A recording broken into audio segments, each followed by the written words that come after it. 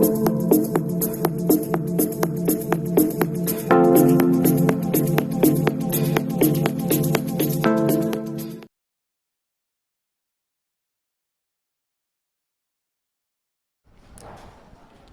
everyone, welcome back. Again, it's after work, so I'm not doing much, just kind of catching you guys up. I've ordered some new smoked indicators for the front to get rid of these big huge things. I found these brackets from an old light. The reason I couldn't move this light up and down is because it's attached to the top through here and attached to the clocks. So I might need to cut this bracket or lose this bracket if it doesn't interfere with holding the clocks up. If it does interfere with holding the clocks up, I might need to chop it here. But the point is, I can now mount the light a little bit lower. If I can mount the light a little bit lower, I can get that front fairing to sit a little bit lower. 1 minute, I'm going to pause the video and show you the fairing stance again. And ka-ching, like magic. So look, so I love the fairing. I think the fairing makes the bike, I do. And when I talk lower, I am talking an inch max. I am talking an inch max. It just needs to be that little bit lower. I think you can see that. I'd like to think you can see that. See, it's nice to see that this line matches here, but it even doesn't. It's still a bit higher. It should be kind of here, and that does a couple of things. It means the shield isn't like crazy up in the air, and it should kind of bring the line of the bike back in a little bit, because at the moment it's proper kind of up, isn't it? Which is not the end of the world. When you sit on it, it levels out, but it has to come down a little bit. So I am going to mess with this now. I'm going to try and put them brackets on, and I'm going to look at lowering it a bit. Look at the stance now. I'm going to keep the bike where it is, and you'll see at the moment the bottom bracket lands on here on the bottom yoke. It should cover that up in a minute, and it should just look that little bit neater with tiny bits of movement. So give me a few moments and I'll come back to that. This bike's for sale. It's up for $1,500, eBay and Facebook Marketplace and Gumtree. Someone said I can't leave the bike alone. Yeah, you're absolutely right, I can't. I love the bike. I'm going to keep playing with it. I'm going to keep using it. I'm going to enjoy it eventually if it doesn't sell at between $12.50 and $15. I'm going to keep tweaking it. I've ordered the round red sticker that I showed you already. I'll show you another picture. So just imagine it kind of here. It's kind of burgundy, that colour, and it's there. That will look good on both sides. I've ordered black gaiters, so the front of the bike just becomes blacked out a bit, and I think I might black out the forks just to kind of uniform it all up. So you're going to have black gaiters, black forks, black, and now I'm putting black wrap on the pipes. I'm going to literally do that in a minute, actually, aren't I? And it just kind of just ties it all in, that's all. And I think that's great. Then you'll have the front end's going to be just look a little bit lower, and it will have small black indicators that will barely stick out. In fact, I'm not even sure it'll work. I might have to mount them through here maybe somehow. I'll work that out. I'll work that out at some point. So yeah, so just imagine the small bits I'm doing. The red kind of burgundy sticker there, black, and what else? And that's kind of it. I'll stick the seat down a little bit better so it's a bit more flush. And this, I'm sinking this now. So I'm going to do these bits and pieces, and I'll show you the difference. Again, look where the screen sits. It does just sit that little bit too high. Because if you think when you're tucked in on this, your head's kind of down here. I mean, so it's coming down maybe an inch, and we'll have a look at it then. Okay, so we need to document everything in regards to wires, remember. So at the moment this wire here runs through, this is the right indicator or left from this position, and it goes into here, into the green and baby blue wires. They're green and baby blue on both sides. So pop and pop, I think, did I do them both? Pull it through, and there you go. So there's that one. Now what colour is the right? That will, I think that is the, let me check, I'm going to confirm that actually. Right, where are you? You are this one. One moment, I'm going to put you down. Right, so you are, so orange and green, and it goes into orange and green. Orange and green into orange and green. So the new indicators will have different colours, but we know that the front left or right from this position goes into the orange and green. So that's cool for now. The indicators aren't going to be here for a few more days, so I'm just going to leave them off for now. If anyone happens to come and want to view this bike, they're just going to have to understand that it's not ready. But yes. Also, at some point, I'm going to be pulling apart all of this. I'm going to be dropping it all to put on the new gaiters as well, aren't I? So that's something to consider as well. Right, so I'm going to carry on stripping this back, working out what holds the clock on, what I can cut or move, and what I don't need to. So unless I've missed something, I should be able to hacksaw here and here. And then I should be able to slide the bottom, the frame out and this bracket out and bin it. This is, the actual clocks is still connected up here to the yoke, so that should be all good to go. And then all I'm doing is putting my brackets on here, swapping them over, and I can choose slightly to go a bit higher or a bit lower. It's fairly simple, except I'm obviously going to chop there and something's blatantly going to go wrong. So guys, when it's ready, that will be the new position for it. You see, it's dropped a fair amount lower than that bottom yoke. It's done a good job actually. Yeah.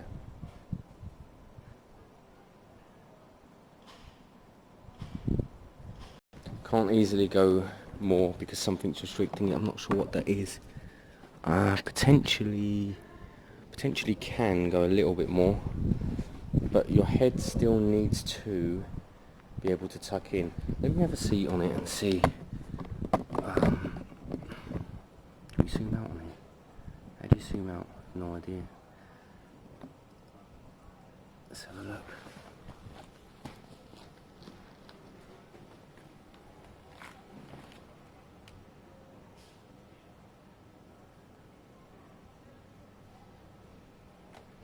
Spot on, really.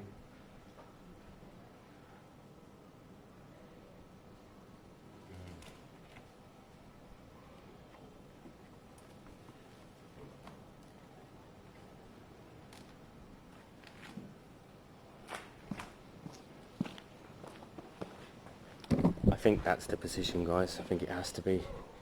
One thing, I could scuff this down and do my paint on it, so I could make it look rougher to tie it in with the rest of the bike. Probably doesn't need it. It kind of seems okay. Definitely sitting better, I think. I'd like to know your thoughts actually, guys. Let me know. I've not wrapped the exhaust yet. I am going to give that a go though.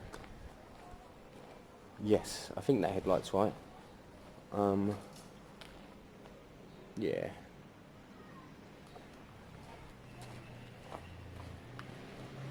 I think that's made it a different bike.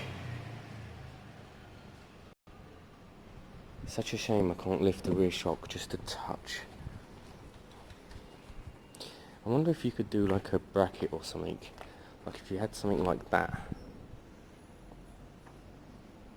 No, you couldn't.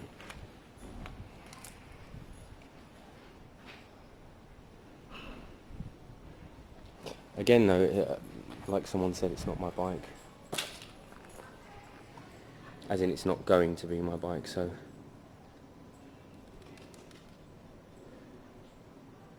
The very last option to level this bike out would be clip-on handlebars. So get rid of this, because this is what stops. Look, see the top hits here, that's what stops this. So you can get rid of these and put the clip-ons here. So technically you'd have the same or a touch higher stance. It'd probably be the same, but the actual bike could sink lower and it would all become one level. But I think that annoys me more than anyone else. I don't think it's actually an issue at all or anything. I just think it's my thing, because the rear shock is solid. It's not like when you sit on it, the back flexes and you're looking like you're proper going uphill. It's not like that. If anything, the front sinks and it all levels out when you're sitting on it. So that's good. I like it. I like that front fairing. I think this is the bike. Let me take a picture. I'll throw it on eBay with it. Every time I do a little change now, I'm gonna have to put it on eBay and switch it over a bit, aren't I? You could go more modern aftermarket levers here, guys. You could. It's very easily doable. Could go nice black ones. I'll think about that. I'm terrible. But like I've said before, this bike only owes me... Oh, hang on a minute. Oh, this is an interesting setup. This is all one. So you could only change this lever if you had a short stem. I'm going to have a look in the garage and check that out. Looks a bit like a Darth Vader.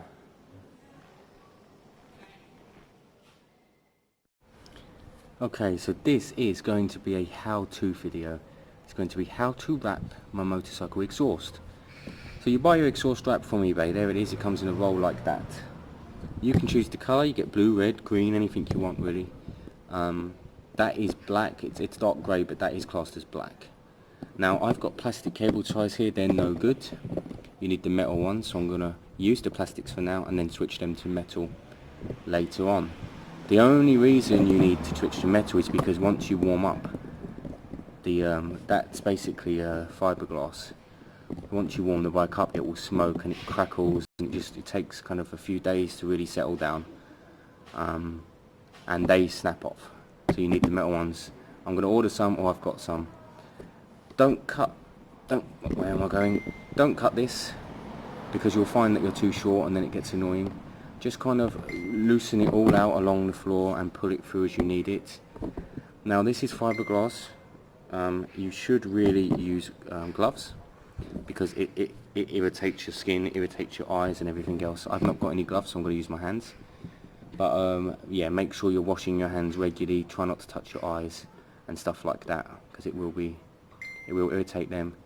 Otherwise, I'm wrapping around both pipes, and I'm going to meet where it joins in the middle, and then I'm going to wrap over and probably going to end here, and you'd have another metal tied there.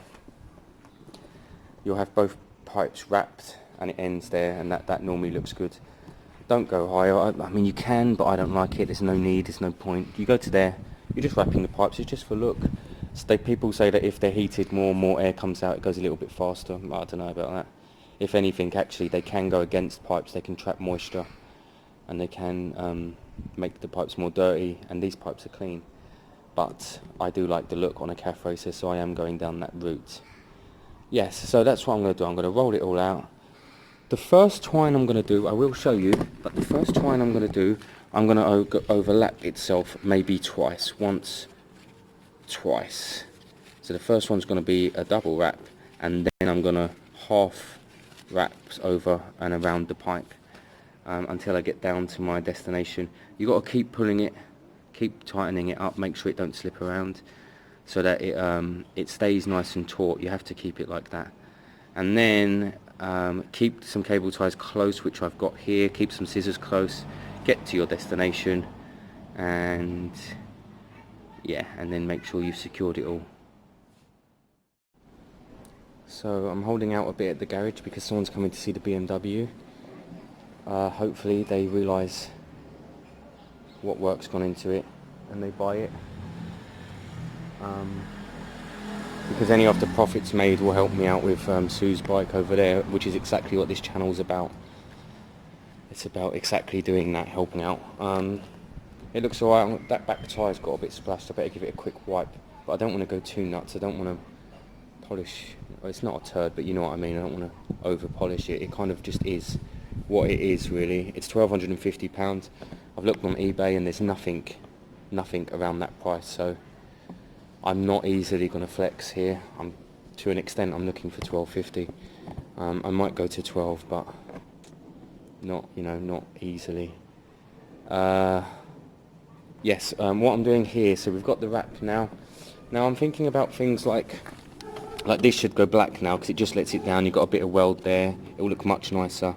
To an extent, this hanger here should go black, or at least a great, good clean. But anything that can be kind of black should be now. If I had spare gaskets and spare oil, I would do the side covers on both sides as well. And of course, I'm considering doing the forks, so I have to get some more black for that. Now I've got satin black. It's not the end of the world. I prefer matte for metal work, but the satin will go on fine. Other than that, I should have given these a spritz when they were off, because it's not that easy. Actually, it's not easy to take them off because you have to take all the wires out.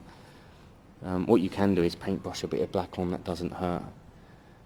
This gap still annoys me a little, but it's not a huge issue. So I'm gonna whip off the brake and the gear change lever. I'm gonna give them a coat of black and let them sort themselves out basically. And I'm gonna consider whether I black out the hanger or not. I should really I should. I am taking them off anyway to put on new foot pegs, which I've got somewhere in the garage, which I can't find. But I'll pop them out at some point. And that's kind of the theme with this bike, isn't it? It's all going to be black really, with little bits of silver. If this hanger polishes up well enough, then we can leave it silver. I did just give the other side a wipe, and it's okay. Some good metal polish might sort out. I might go and get the metal polish. It's in the car actually, and we'll give that a shot. And like I said, this lever is all attached, so I don't get that, but you might be able to just put the actual lever on here, and then this bit's all the same. I'm going to see if I've got a set. I did say that earlier, didn't I? And then I got sidetracked. But I just love the bike, absolutely love it. I almost don't want anyone to buy it. It's up for $1,500 on eBay. I almost want to keep it for the summer. I'm going to grab the metal polish and just give some of the metal a bit of a polish. So that's it for this afternoon's quick video. We've got the wrap, we've got the front fairing sorted.